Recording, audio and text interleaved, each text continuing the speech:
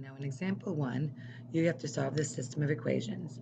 Your equation is y equals 3x plus 1 and y equals 3x minus 3. Remember now is your chance to use whatever method you want to use. I'm just going to show you two methods in this, and then you'll be able to do any solution that works best for you. One is solved by graphing, and obviously these are both in the y-intercept form, so I choose to do that pretty easily. I place a dot on the 1 on the y-axis, and I count up 3 over 1, up 3 over 1, or down 3 backwards 1.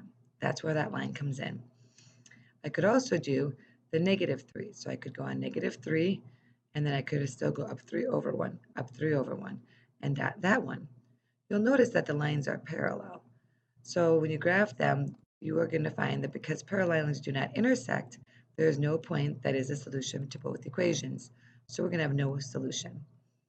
The second method we're going to do is solve by substitution. Because they're both y's, you can just put this whole thing equal to this whole thing.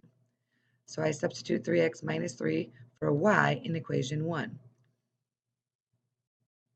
So I have 3x plus 1, and I have this substituted for y because it says it is y. So I'm just taking all of this and plugging in for this y.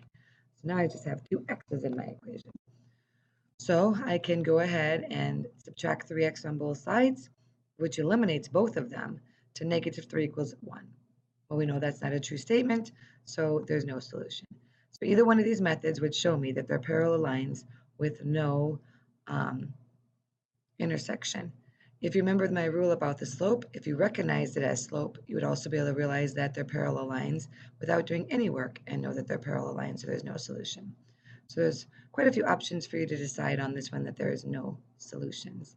You can click next to try some on your own.